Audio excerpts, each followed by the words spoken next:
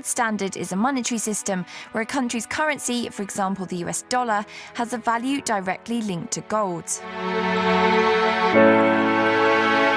Between 1871 and 1914, the gold standard was the dominant money system in the world, and governments worked pretty well together to keep it ticking along. Under this system, countries agreed to exchange their currencies for a fixed amount of gold, and then set a fixed price at which their gold could be bought and sold. So, for example, if the United States fixed the price of its gold at $20 an ounce, then the US dollar would be worth 1/20th of an ounce of gold, and could therefore be exchanged for 1/20th of an ounce of gold. This meant that a country couldn't have more currency in circulation than it's held in gold supplies, because otherwise that currency couldn't be exchanged for the agreed fixed amount of gold. The US, for example, couldn't just print more dollar bills to pay for things because there wouldn't be the gold supplies to back it up, and those bills would effectively have no value. And because gold is a natural resource, there's only a limited supply of it to go around. Governments can't just create more of it. Of course, some countries strike lucky from time to time and find a large supply of it in their grounds, for example, the California gold discovery of 1848.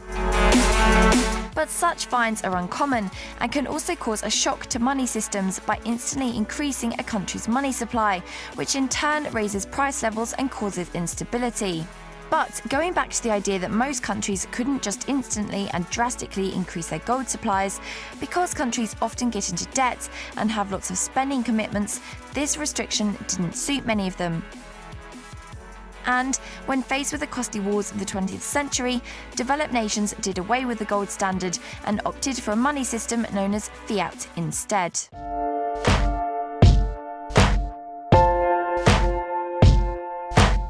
This is a system where currencies have a value given to them by governments rather than linked to gold. Governments give these currencies value by making it law that they must be accepted as forms of payment, and by making it a requirement that taxes must be paid with these currencies. Today, national currencies like the US dollar, euro and British pounds are all fiat currencies. And because the value of a fiat currency isn't linked to gold, governments have the power to issue more of it where they see fit, while banks are able to create more of a fiat currency through lending. Under the fiat system, there's no limit to how much money can be created, and this has led to the global money supply increasing dramatically. The problem is, the more of a currency that's in a system, the more the prices rise, and this, in turn, leads to inflation and the value of that currency going down. Over the past 100 years, the purchasing power of the US dollar, for example, has fallen by 98%. That means that what $1 US can buy you today is a lot less than what it could buy you in 1914. But the wages and incomes of most ordinary people don't increase at the same rate as rising prices. And so many people are forced to take out debt just to pay for basic items that they were previously able to afford.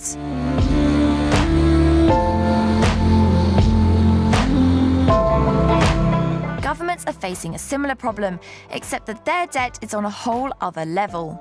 US national debt currently stands at more than $17.5 trillion and is going up literally by the second. Don't believe us? Try taking a look at this.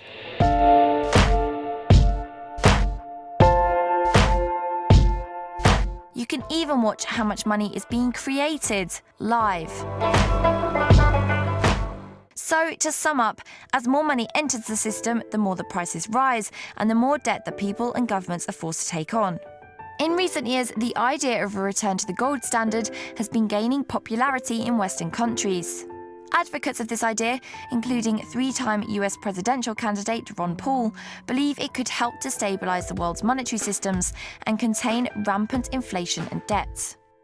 There would be several problems with a return to the gold standard, however, including short-term price shocks caused by gold rushes or gold being lost, the risk of governments and central banks, who would be the ones responsible for regulating a gold standard system, not playing by the rules, and on a more practical level, there simply isn't enough gold in the world to match the current money supply.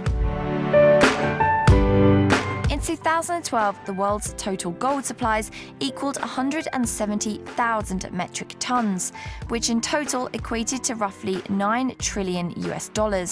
But as we've already seen, the US national debt alone is nearly double that. So if we wanted to return to the gold standard, then the price of gold would have to soar by an incredible amount, which could have serious repercussions for the global money system. Others, however, are suggesting that the cryptocurrency Bitcoin could be the answer, with many asking if it's the new gold standard.